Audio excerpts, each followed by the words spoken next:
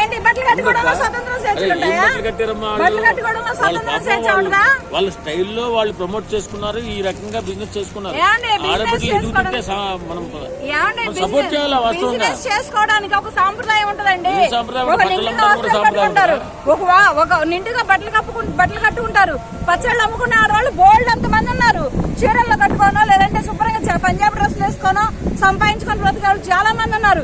ఇక్కడ దాకా స్లీవ్లెస్ జాకెట్లున్నాను, మోకాళ్ళు పైకి కట్లు వేసుకుని తిరిగి అమ్ముకునే వాళ్ళు ఎవరు లేరు. వీళ్ళేంటి లగ్జరీ లైఫ్ కి అలవాటు పడ్డారు.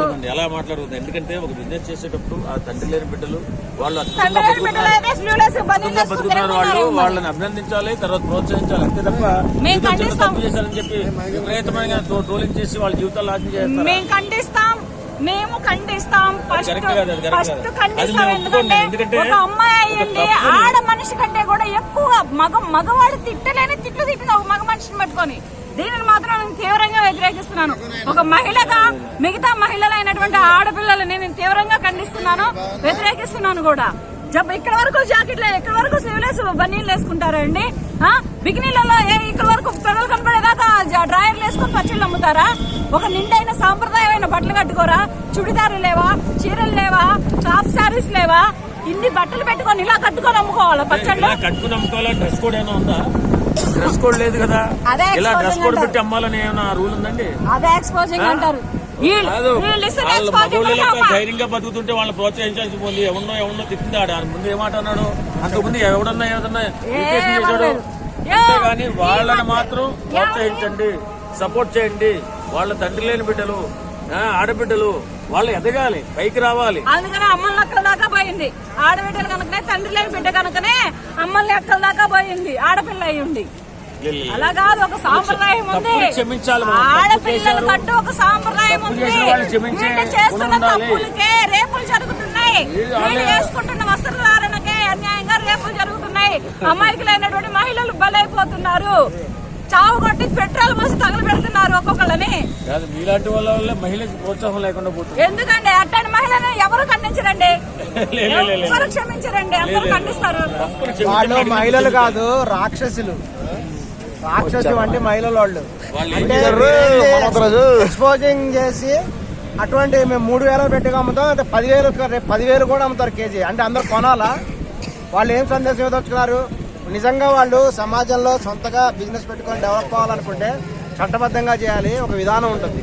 అంతేగాని లంజావడగా నువ్వు 3,000 పెట్టుకుంటావు, రేపు 10,000 కూడా అమ్ముతుంది కేజీ పట్టి. అంటే 10,000 కేజీ అంటే 10,000 పెట్టి కొనాలా?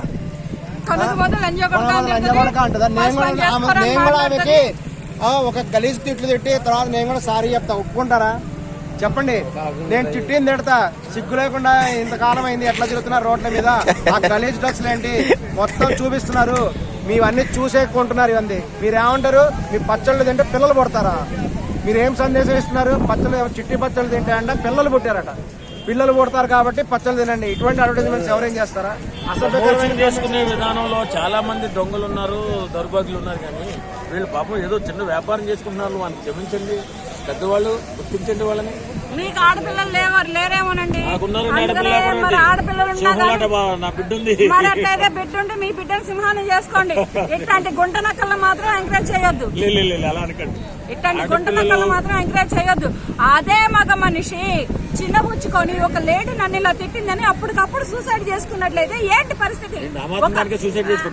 మరి ఈ మాత్రం దానికే ఈ మంచం ఎక్కి చచ్చిపోతే సమాధానం చెప్పాలా? ట్రోల్ చాలా భయంకరంగా ఉన్నాయి, మీరు చూడలేదు అనుకుంటా. ట్రోల్స్ అన్యాయంగా చేస్తున్నారు. అన్యాయంగా ఉన్నాయి, దుర్మార్గంగా ఉన్నాయి, గలీజ్ గా ఉన్నాయి, అన్ని ఉన్నాయి.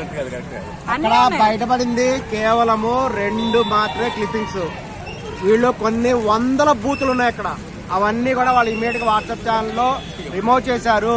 ఇప్పుడు వాళ్ళు ఏంటంటే ఈ యొక్క ప్రజల నుంచి సానుభూతి కోసమే యాక్టింగ్ చేస్తున్నారు. ఆమె వెళ్ళి ఐసీయూలో చేరుతుందా? ఆమెకి ఏం రోగం ఉంది ఐసీయూలో చేరింది? ఆ ఏజ్ వాళ్ళకి బీపీ వస్తుందా? షుగర్ ఉందా ఆమె వయసుకి? ఆమె యంగ్ ఏజ్దే కదా, ఆ వయసులో ఐసీయూ చేరుతుందా? ఏం రోగం ఉందని ఐసీయూలో చేరింది? ఏ హాస్పిటల్లో ఉందా ఆమె? ఇప్పుడు ఆమె ఏ హాస్పిటల్ ఐసీయూలో ఉంది బహిరంగంగా ప్రకటించాలి. అంతేగాని ఏదో కూడా ఒక చోట పడుకొని యాక్టింగ్ చేసి సానుభూతి పొందాలనుకుంటే అది కుదరదు. తీవ్రంగా కూడా ఖండిస్తున్నాము. వాళ్ళంతా కూడా ఆల్రెడీ అందరు చెప్పారు. బిగ్ బాస్ లోకి వెళ్ళడానికే ఇదంతా చేశారని కూడా అర్థమైంది. ఇది ఒక రియాలిటీ షో లాగా రియాలిటీ కూడా చేసి పాపులర్ అవ్వాలనే చేశారు.